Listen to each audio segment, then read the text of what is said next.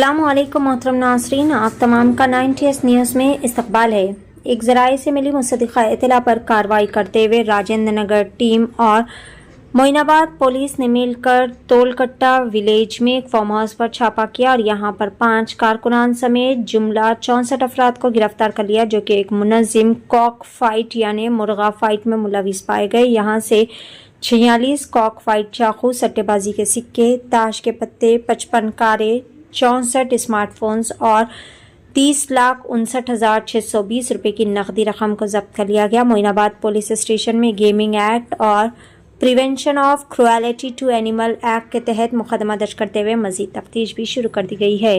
पेश है 90s news की खुसूसी रिपोर्ट।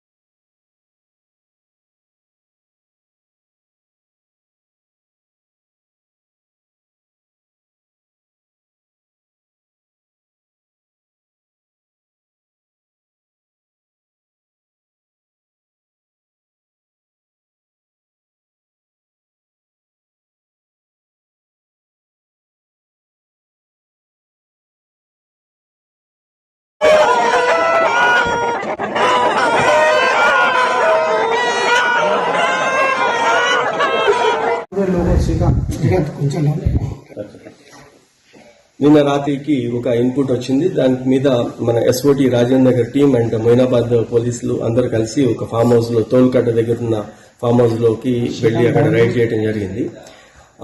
కోళ్ల పందాలు జరుగుతున్నాయి అని చెప్పే ఇన్ఫర్మేషన్ మీద మన వాళ్ళు వెళ్లారు. ఏదో 4-5 2 కోళ్లు ఉంటాయి అనుకున్నాం. ఫస్ట్ లోపలికి వెళ్లిన తర్వాత అర్థమైంది అది చాలా ఆర్గనైజ్డ్ గా టెంట్ వేసి తర్వాత ఒక రింగ్ వేసి చుట్టూతర ఆడియన్స్ కోసం చైర్స్, వాటర్ బాటిల్స్ అన్ని పెట్టుకొని ఏపీలో మనం చూస్తుంటాం. అదేవిధంగా అక్కడ ఆర్గనైజ్ చేయడం జరిగింది. దీంట్లో శివకుమార్ వర్మ ఎలియాస్ గబ్బర్ సింగ్ అని చెప్పి అక్కడ గోదావరి జిల్లా ఇతను ఆర్గనైజ్ చేశాడని మనకు ప్రాథమికంగా తెలిసింది. అతని కన్ఫెషన్ లో కూడా అదే వచ్చింది. నిన్న 64 మెంబర్స్ టోటల్ గా అరెస్ట్ చేయడం జరిగింది. 64 లో 53 మెంబర్స్ మనకి ఆంధ్ర వాళ్ళు ఉన్నారు, ప్లస్ 4 మెంబర్స్ వీళ్ళు కోళ్ళని కేర్ టేకర్స్ ఉన్నారు.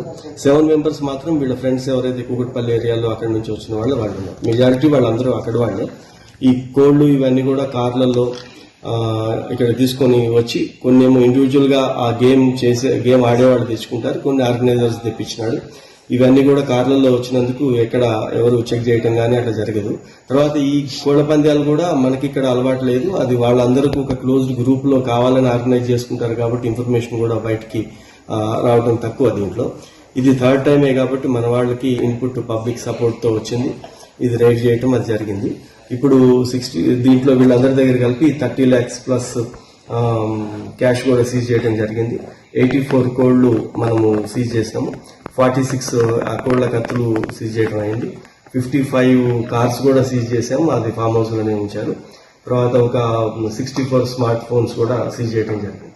ఈ ఆర్గనైజర్ ఎక్కడైనా సార్? ఇతను గోదావరి జిల్లా అంటే ఇతను 2013 లో కూడా ఇతని మీద ఒక గేమింగ్ యాక్ట్ ఉంది. ఇప్పుడు మళ్ళా ఈ రికార్డ్ ప్రకారం అయితే ఇది ఫస్ట్ కేసు ఇప్పుడు మన దగ్గర. Okay sir.